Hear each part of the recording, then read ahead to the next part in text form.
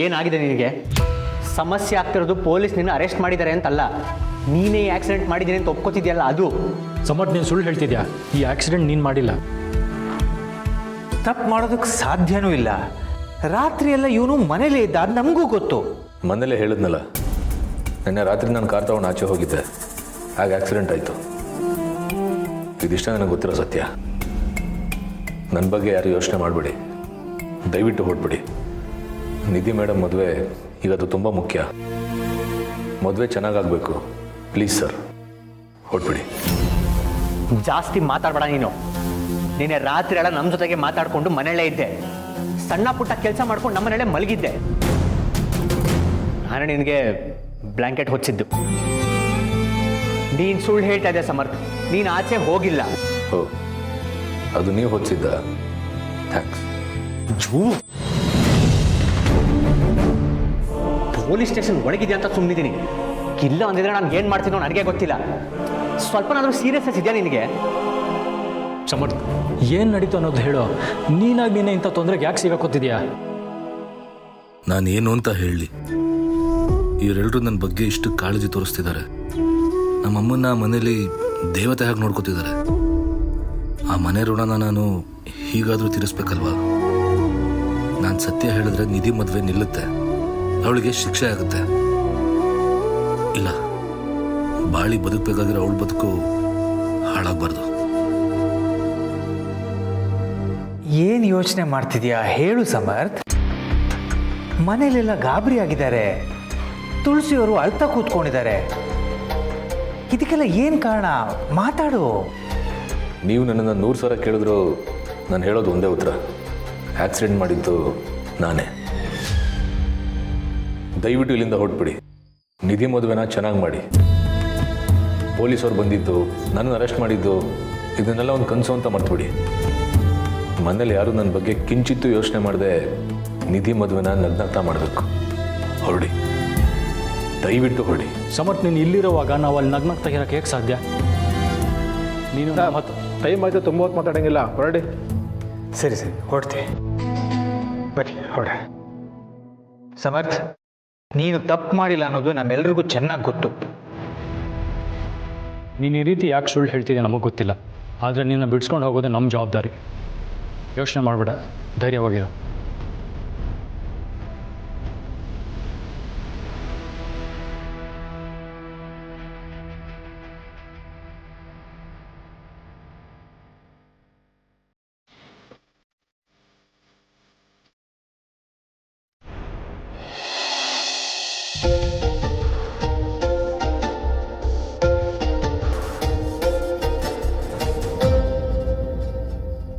ಮಾವ, ನಿಮ್ಮ ಹತ್ರ ಒಂದು ವಿಷಯ ಹೇಳಬೇಕು. ಏನಾಯ್ತು ಪೂರ್ಣಿ? ಯಾಕೆ ಅಳ್ತಾ ಇದೆಯಾ? ಮಹೇಶ, ಏನಾಯ್ತು? ಅಣ್ಣ, ಅದು ಒಂದು ದೊಡ್ಡ ಅನಾಹುತನೇ ಆಗಿದೆ. ಸಿರಿ ಅವ್ರ ತಂದೆ ರವೀಂದ್ರ ಇದ್ರಲ್ಲ, ಅವರು ಆಕ್ಸಿಡೆಂಟಲ್ಲಿ ತೀರು ಹೋದ್ರಂತೆ.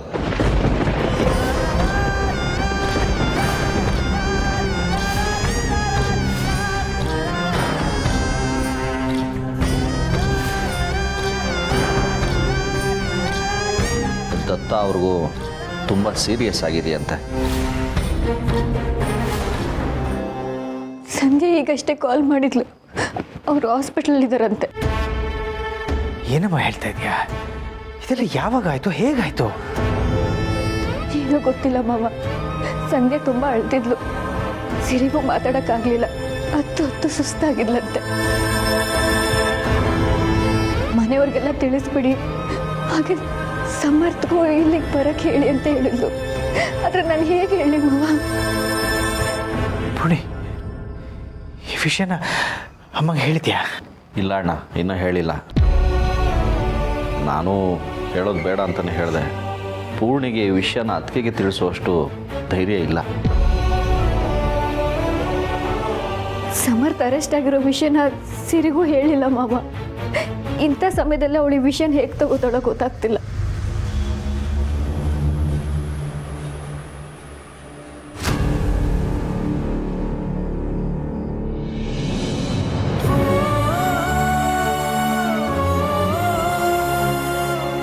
ಮನೇಲಿ ಮನೇಲಿ ಸಾವಾಗಿದೆ, ಸಮರ್ಥ ಅರೆಸ್ಟ್ ಆಗಿದ್ದಾನೆ.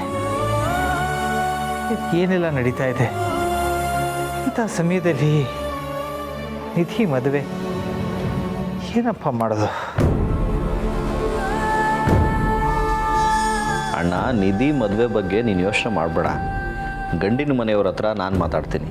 ಬೇಕಿದ್ರೆ ಮದುವೆನ ಮುಂದೆ ಹಾಕೋಕ್ಕೂ ಹೇಳ್ತೀನಿ. ಇಲ್ಲ ಮಹೇಶ, ಚಪ್ರದ ಪೂಜೆ ಎಲ್ಲ ಆಗಿ ನಾಳೆ ಮದುವೆ ಇಟ್ಕೊಂಡು ಈಗ ಮುಂದೆ ಆಗೋದು. ಅಪ್ಪ, ನೀವು ಮದುವೆ ಬಗ್ಗೆ ಯೋಚನೆ ಮಾಡಬೇಡಿ. ಇದ್ದಕ್ಕಿದ್ದ ಹಾಗೆ ಈ ಥರ ಆದರೆ ಯಾರು ತಾನೇ ಏನು ಮಾಡೋಕ್ಕಾಗತ್ತೆ? ಮನೇಲಿ ಸಾವಾಗಿರುವಾಗ ಮದುವೆ ಹೇಗೆ ಮಾಡೋಕ್ಕಾಗತ್ತೆ? ಈ ವಿಷಯನ ಗಂಡಿನ ಕಡೆಯವ್ರಿಗೆ ಹೇಳಿದ್ರೆ ಅವ್ರು ಅರ್ಥ ಮಾಡ್ಕೋತಾರೆ. ನಾನು ಅವ್ರ ಜೊತೆ ಮಾತಾಡ್ತೀನಿ. ಅಣ್ಣ, ನೀನು ಈ ವಿಷಯನ ಅತ್ತಿಗೆ ಹೇಗೆ ತಿಳಿಸೋದು ಅಂತ ಯೋಚನೆ ಮಾಡು.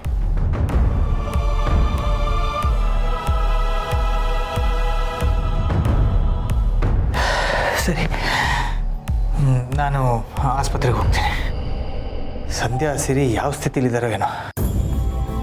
ಅಭಿ ನೀವು ಲಾಯರ್ ಹತ್ರ ಹೋಗಿ ಮಾತಾಡಿ. ಅವ್ರು ಏನು ಹೇಳ್ತಾರೋ ಅದನ್ನು ಫಾಲೋ ಅಪ್ ಮಾಡಿ ಕೊಡಿ. ಸರಿ, ಹಾಗೆ ಮಾಡ್ತೀವಿ. ಅಪ್ಪ, ನಾನು ಆಸ್ಪತ್ರೆಗೆ ಬರಲೇ? ಬೇಡ, ಎಲ್ಲರೂ ಆಸ್ಪತ್ರೆಗೆ ಹೋದರೆ ತುಳಸಿಯವ್ರಿಗೆ ಅನುಮಾನ ಬರ್ಬೋದು. ನೀನು ಅಭಿ ಜೊತೆ ಹೋಗು, ಲಾಯರ್ ಹತ್ರ ಮಾತಾಡು. ಹಾಸ್ಪಿಟ್ಲಿಗೆ ನಾನು ಹೋಗಿ ನೋಡ್ಕೋತೀನಿ. ಸರಿ, ನೀವು ಹೇಳ್ದಾಗೆ ಆಗಲಿ. ಮಾವ, ತುಳಸಿ ಅಮ್ಮನಿಗೆ ವಿಷಯ ಇಲ್ಲ, ತುಳಸಿಯವ್ರಿಗೆ ಈಗಲೇ ವಿಷಯ ಹೇಳೋದು ಬೇಡ. ಅವರಿರೋ ಪರಿಸ್ಥಿತಿಲಿ ರವೀಂದ್ರ ಅವ್ರು ತೀರ್ಕೊಂಡಿರೋದು ಗೊತ್ತಾದರೆ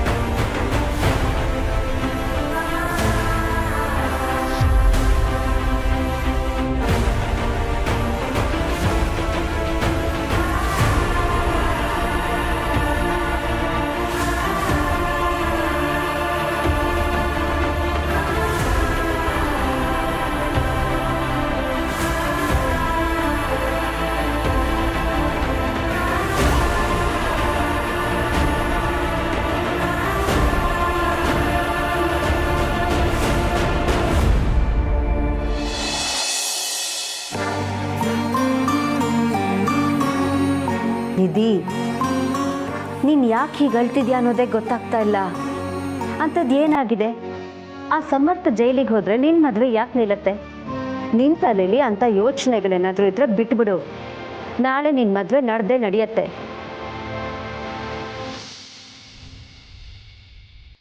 ಇಲ್ಲ ನಿಧಿ, ನಾಳೆ ನಿನ್ನ ಮದುವೆ ನಡೆಯಲ್ಲ. ಏನು ಹೇಳ್ತಾ ಇದ್ದೀರಾ ನೀವು? ಅವನು ಜೈಲಿಗೆ ಹೋದರೆ ನನ್ನ ಮಗಳ ಮದುವೆ ಯಾಕೆ ನಿಲ್ಲತ್ತೆ? ಯಾರಿಂದನೋ ನನ್ನ ಮಗಳ ಮದುವೆ ನಿಲ್ಲಕ್ಕೆ ನಾನು ಬಿಡಲ್ಲ. ನಾನು ಸಮರ್ಥ ಅರೆಸ್ಟ್ ಆಗಿರೋದ್ರ ಬಗ್ಗೆ ಮಾತಾಡ್ತಾ ಇಲ್ಲ.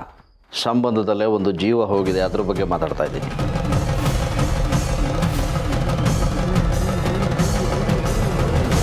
ಡ್ಯಾಡ್, ಏನು ಹೇಳ್ತಿದ್ದೀರಾ ನೀವು? ಹೌದು ಮಗಳೇ, ಸಿರಿ ಅವ್ರ ತಂದೆ ರವೀಂದ್ರ ಮತ್ತು ದತ್ತ ಅವ್ರಿಗೆ ಆಕ್ಸಿಡೆಂಟ್ ಆಗಿದೆ. ಸಿರಿ ಅವ್ರ ತಂದೆ ಸ್ಪಾಟಲ್ಲೇ ಹೋಗ್ಬಿಟ್ಟಿದ್ದಾರೆ. ದತ್ತ ಅವ್ರಿಗೆ ತುಂಬ ಪೆಟ್ಟಾಗಿದೆ. ಅವ್ರ ಪರಿಸ್ಥಿತಿ ಕ್ರಿಟಿಕಲ್ ಆಗಿದೆ. ಇಂಥ ಪರಿಸ್ಥಿತಿನಲ್ಲಿ ಮದುವೆ ಮಾಡೋದಕ್ಕಾಗೋದಿಲ್ಲ. ಅವರು ನಮಗೆ ಸಂಬಂಧಿಕರು, ಮದುವೆಗೆ ಸೂತಕ ಆಗತ್ತೆ. ಗಂಡಿನ ಕಡೆ ಅವ್ರ ಹತ್ರ ಮಾತಾಡಿ ಮದುವೆನ ಮುಂದಕ್ಕೆ ಹಾಕಿದ್ದೀನಿ. ಇಂಥ ಸಮಯದಲ್ಲಿ ಮದುವೆ ಮಾಡೋದು ಒಳ್ಳೆಯದಲ್ಲ. ನೀನು ಧೈರ್ಯ ತಂದ್ಕೊಮ್ಮ. ಏನು ಹೇಳ್ತಿದ್ದೀರಾ ನೀವು? ದಿನ ಬೆಳಗ್ಗೆದ್ರೆ ಕೋಟಿ ಜನ ಹುಡ್ತಾರೆ, ಕೋಟಿ ಜನ ಸಾಯ್ತಾರೆ. ಎಲ್ಲೋ ಯಾರೋ ಸತ್ರು ಅಂತ ನಮ್ಮ ಮಗಳ ಮದುವೆನ ಮುಂದಕ್ಕೆ ಹಾಕಕ್ಕಾಗತ್ತಾ? ಅಷ್ಟಕ್ಕೂ ಅವರೇ ನಮಗೆ ನೇರವಾಗಿ ಸಂಬಂಧ ಏನಲ್ವಲ್ಲ. Short up Sharvari. ಅದಕ್ಕೆ ಯಾವತ್ತು ಈ ಮನೆಗೆ ಬಂದರೂ ಅವತ್ತಿಂದನೇ ಸಮರ್ಥಿ ಮನೆಗೆ ಮಗ. ರವೀಂದ್ರ ಅವರು ಸಮರ್ಥ್ಗೆ ಮಾವ ಆಗಬೇಕು. ದತ್ತ ಅವರು ಆ ಮನೆಗೆ ಮಾತ್ರ ಅಲ್ಲ, ಈ ಮನೆಗೂ ತಂದೆ ಸ್ಥಾನದಲ್ಲಿದ್ದಾರೆ. ಅದರಲ್ಲಿ ರವೀಂದ್ರ ಅವರ ಸಾವಾಗಿ ದತ್ತ ಅವರು ಕ್ರಿಟಿಕಲ್ ಆಗಿರುವಾಗ ನಾವು ಮದುವೆ ನಡೆಸೋಕ್ಕಾಗತ್ತಾ? ನಿನಗಂತ ಮನಸ್ಥಿತಿ ಇರ್ಬೋದು, ಆದರೆ ನಮ್ಮ ಮನೆಯಲ್ಲಿ ಯಾರಿಗೂ ಇಲ್ಲ. ನಿಧಿ ಮದುವೆ ನಡೆಯುತ್ತೆ, ಆದರೆ ಸ್ವಲ್ಪ ದಿನ ಮುಂದಕ್ಕೆ ಹೋಗ್ಬೋದು ಅಷ್ಟೇ. ಅದಕ್ಕೆ ಗಂಡಿನ ಮನೆಯವರು ಒಪ್ಕೊಂಡಿದ್ದಾರೆ. ನೀನು ಯಾಕೆ ಹೀಗಾಡ್ತಿದೀಯ? ಯಾಕೆ ಅಂದ್ರೆ ಇದು ನನ್ನ ಮಗಳ ಭವಿಷ್ಯದ ಪ್ರಶ್ನೆ. ಅವಳು ನನಗೂ ಮಗಳೇ. ಹೇಳು ನಿಧಿ, ಇಂಥ ಪರಿಸ್ಥಿತಿನಲ್ಲಿ ಮದುವೆ ಆಗೋದಕ್ಕೆ ನೀನು ಒಂದು ಸೊಪ್ಪುತ್ತಾ? ಇಲ್ಲ ಡ್ಯಾಡ್, ಆದರೆ ಸಮರ್ಥು ಅಭಿ ಲಾಯರ್ ಜೊತೆ ಮಾತಾಡ್ತಾ ಇದ್ದಾರೆ, ಅವನನ್ನು ಬಿಡಿಸ್ಕೊಂಡು ಬರ್ತಾರೆ. ನೀನು ಯೋಚನೆ ಮಾಡಬೇಡ. ಈ ಮನೇಲಿ ನನ್ನ ಮಾತುಗಳಿಗೆ ಬೆಲೆನೇ ಇಲ್ಲ. ಎಲ್ಲ ನಿಮ್ಮ ನಿರ್ಧಾರಗಳೇ ಆಗೋಯ್ತು. ಯಾರೋ ಸತ್ರು ಅಂತ ನನ್ನ ಮಗಳ ಮದುವೆನ ಮುಂದಕ್ಕೆ ಹಾಕ್ತಿದ್ದೀರಾ. ಇದು ನನಗೆ ಸ್ವಲ್ಪನೂ ಇಷ್ಟ ಆಗಲಿಲ್ಲ.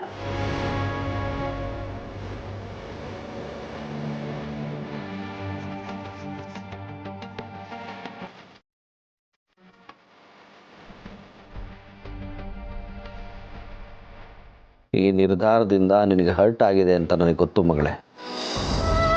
ಆದರೆ ಮನೆ ಪರಿಸ್ಥಿತಿನ ನೀನು ಅರ್ಥ ಮಾಡ್ಕೋತೀಯ ಅಂತ ನಾನು ನಂಬಿದ್ದೀನಿ. ಸಮಾಧಾನ ಮಾಡ್ಕೊ. ಯಾಕೆ ಹೀಗೆಲ್ಲ ಆಯಿತು ಅಂತಲೇ ಅರ್ಥ ಆಗ್ತಿಲ್ಲ.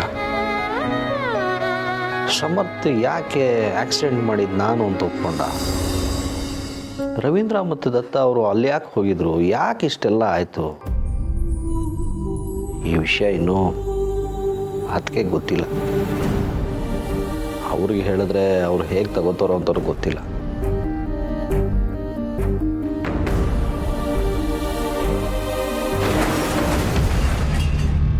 ನೀವು ಯಾವುದಕ್ಕೂ ಹೆದರಬೇಡಿ, ನಿಮ್ಮ ಜೊತೆ ನಾನಿದ್ದೀನಿ. ನಿಮ್ಗೇನು ಆಗಲ್ಲ, ಏನಾಗಕ್ಕೂ ಬಿಡಲ್ಲ. ನಿಮ್ಮ ಮನೆಗೆ ಸಂಬಂಧಪಟ್ಟ ಕಾರಿಂದ ನಿನ್ನೆ ಒಂದು ಆಕ್ಸಿಡೆಂಟ್ ಆಗಿದೆ. ಇನ್ಸ್ಪೆಕ್ಟರ್, ಆಕ್ಸಿಡೆಂಟ್ ಮಾಡಿದ್ದು ನಾನೇ.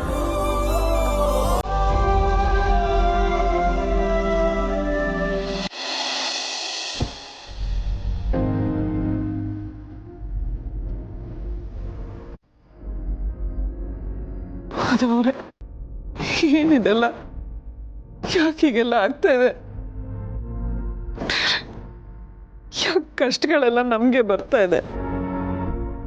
ಸಮಾಧಾನ ಮಾಡ್ಕೊಳ್ಳಿ ತುಳಸಿಯವರೇ, ನನಗೆ ಅರ್ಥ ಆಗತ್ತೆ. ನೀವಿಷ್ಟೊಂದು ದುಃಖ ಪಟ್ಟರೆ ಅಲ್ಲಿ ಸಿರಿಗೆ ಯಾರು ಸಮಾಧಾನ ಮಾಡ್ತಾರೆ? ಯಾರು ಧೈರ್ಯ ಹೇಳ್ತಾರೆ? ಆ ದೇವ್ರು ನಮ್ಮನ್ನೇ ಯಾಕೆ ಇಷ್ಟೆಲ್ಲ ಪರೀಕ್ಷೆ ಮಾಡ್ತಾ ಇದ್ದಾನೆ ಮಾಧವ್ ಅವ್ರೆ? ಇಲ್ಲಿ ನೋಡಿದ್ರೆ ಸಮರ್ಥನ ಪೊಲೀಸ್ನವ್ರು ಬಂದು ಕರ್ಕೊಂಡು ಹೋದ್ರು. ಅಲ್ಲಿ ಮಾವ ಸೀರಿಯಸ್ ಅಂತ ಹೇಳ್ತಾ ಇದ್ದೀರಾ. ರವೀಂದ್ರ ಅವರು ಏನಾಗೋಯ್ತು?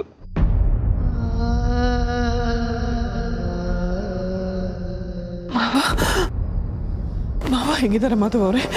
ನಾನು ಈಗಲೇ ಅವ್ರನ್ನ ನೋಡಬೇಕು, ರವೀಂದ್ರ ಅವ್ರನ್ನೂ ನೋಡಬೇಕು. ಬನ್ನಿ, ನಾವು ಈಗಲೇ ಹೋಗೋಣ. ಮಾವನಾದ್ರೂ ಉಳಿಸ್ಕೊಳ್ಳೇಬೇಕು. ಬನ್ನಿ. ಬೇಡ ಅಮ್ಮ, ಇಂಥ ಪರಿಸ್ಥಿತಿಯಲ್ಲಿ ನೀವು ಆಸ್ಪತ್ರೆಗೆ ಹೋಗೋದು ಬೇಡ. ಹೌದು ತುಳಸಿಯವರೇ, ಬೇಡ. ಅಲ್ಲಿ ಪರಿಸ್ಥಿತಿ ಹೇಗಿದೆಯೋ ಏನೋ. ಈ ಸಮಯದಲ್ಲಿ ನೀವು ಅಲ್ಲಿಗೆ ಹೋದರೆ ನಿಮ್ಮ ದುಃಖ ಹೆಚ್ಚಾಗುತ್ತೆ, ನಿಮ್ಮ ಆರೋಗ್ಯಕ್ಕೆ ಒಳ್ಳೆಯದಲ್ಲ. ನಾನಲ್ಲಿ ಹೋಗಿ ನೋಡ್ತೀನಿ. ಸಿರಿಗೆ ಎಲ್ಲ ವಿಷಯ ಹೇಳಿ ಏನೇನು ನಡಿಬೇಕೋ ಅದನ್ನೆಲ್ಲ ನಾನೇ ನಿಂತು ನಡೆಸ್ಕೊಡ್ತೀನಿ. ಇಲ್ಲ ಮಾಧವ್ ಅವರೇ, ನಮ್ಗೆ ಇಲ್ಲಿರಕ್ಕೆ ಮನಸ್ಸು ಒಪ್ತಾ ಇಲ್ಲ. ನಾನು ಬರ್ತೀನಿ, ನನಗೇನು ಆಗಲ್ಲ. ನಾನು ಕರ್ಕೊಂಡೋಗಿ. ಅಮ್ಮ ಬೇಡ ಅಮ್ಮ, ನೀವು ನಿಮ್ಮ ಬಗ್ಗೆ ಮಾತ್ರ ಯೋಚನೆ ಮಾಡ್ತಿದ್ದೀರಾ. ನಿಮ್ಮ ಹೊಟ್ಟೆಲಿರೋ ಮಗು ಬಗ್ಗೆನೂ ಯೋಚನೆ ಮಾಡಿ. ನೀವು ಆಸ್ಪತ್ರೆಗೆ ಹೋಗೋದು, ನೀವು ಅಳೋದು, ಏನಾದರೂ ಒಂದು ಇನ್ಫೆಕ್ಷನ್ ಆಗೋದು, ಇದರೆಲ್ಲ ಸಮಸ್ಯೆಗಳಾಗಬಹುದು.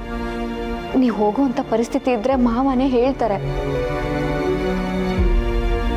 ಹೌದು ತುಳಸಿಯವರೇ, ನಾನು ಅಲ್ಲಿಗೆ ಹೋಗಿ ನಿಮಗೆ ಕಾಲ್ ಮಾಡ್ತೀನಿ. ಹಾಗೇನಾದರೂ ನೀವು ಬರ್ಬೋದು ಅಂತಂದರೆ ನಾನೇ ಬಂದು ನಿಮ್ಮನ್ನು ಕರ್ಕೊಂಡು ಹೋಗ್ತೀನಿ. ದತ್ತ ಅವ್ರಿಗೆ ಏನೂ ಆಗಲ್ಲ. ಕಾರ್ಯ ಎಲ್ಲ ಮುಗಿಸಿ ನಾವು ದತ್ತ ಅವ್ರನ್ನ ನೋಡಕ್ಕೆ ಹೋಗೋಣ. ಪೂರ್ಣಿ, ಹುಷಾರು. ನಾನು ಹೋಗಿ ಬರ್ತೀನಿ. ಮಾಧವ್ ಅವರೇ, ನಾನು ಬರ್ತೀನಿ. ನಾನು ಬಿಟ್ಟೋಗ್ಬೇಡಿ, ನಾನು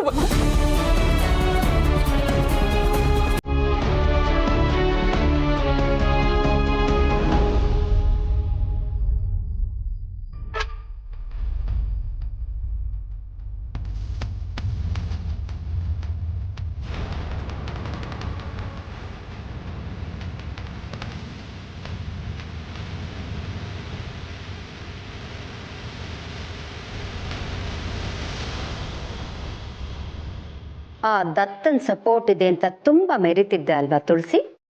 ಈಗೇನಾಯ್ತು? ನನ್ನನ್ನು ನಾಶ ಮಾಡೋಕ್ಕೆ ಬಂದವ್ರ ಕತೆ ನನ್ನ ಹತ್ರ ಬರೋಕ್ಕೆ ಮುಂಚೆನೇ ಮುಗ್ದು ಹೋಗುತ್ತೆ. ನಾನು ಅವತ್ತೇ ಹೇಳಿದ್ದೆ, ನಾನು ಜ್ವಾಲಾಮುಖಿ ಇದ್ದ ಹಾಗೆ. ಯಾರೇ ನನ್ನ ಹತ್ರ ಬಂದರೂ ಸುಟ್ಟು ಹಾಕ್ಬಿಡ್ತೀನಿ. ನನ್ನ ಮಗಳ ಮದುವೆ ನಿಂತಿದ್ದಕ್ಕೆ ನನಗೆ ಯೋಚನೆ ಇಲ್ಲ. ಇವತ್ತಲ್ಲ ನಾಳೆ ಅವಳು ಮದುವೆನ ಅದ್ಧೂರಿಯಾಗಿ ಮಾಡ್ತೀನಿ. ಆದರೆ ನನಗಿದ್ದಿದ್ದು ದೊಡ್ಡ ಚಿಂತೆ ಇವತ್ತೇ ನಿವಾರಣೆ ಆಯಿತು. ಅದೇ ನನಗೆ ಸಂತೋಷ. ಇನ್ನು ಮುಂದೆ ನನ್ನ ದಾರಿಗೆ ಅಡ್ಡ ಬರೋಕ್ಕೆ ನೀನು 100 ಸಲ ಯೋಚನೆ ಮಾಡಬೇಕು.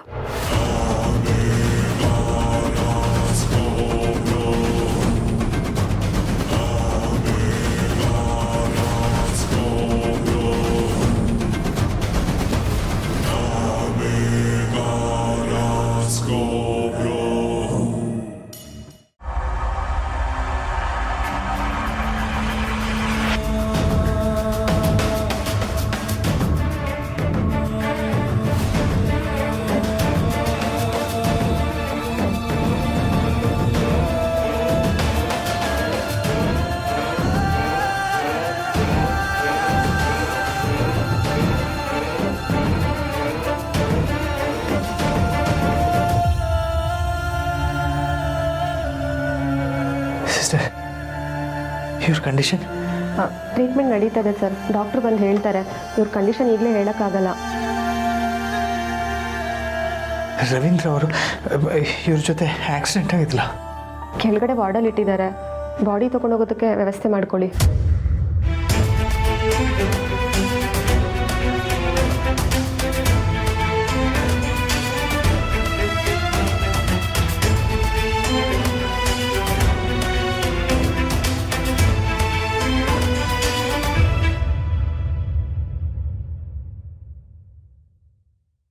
ಏನು ಮಾಧವ್ ಅವರೇ, ಆಕ್ಸಿಡೆಂಟ್ ಆಗಿರೋರು ಹೇಗಿದ್ದಾರೆ ಅಂತ ನೋಡೋಕೆ ಬಂದ್ರಾ ಅಥವಾ ಕಂಪ್ಲೇಂಟ್ ಕೊಡಬೇಡಿ ಅಂತ ಹೇಳಕ್ಕೆ ಬಂದ್ರಾ?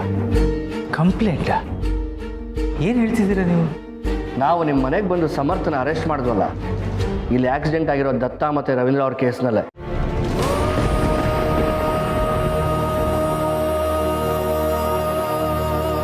ಏನು ಹೇಳ್ತಿದ್ದೀರಾ ನೀವು?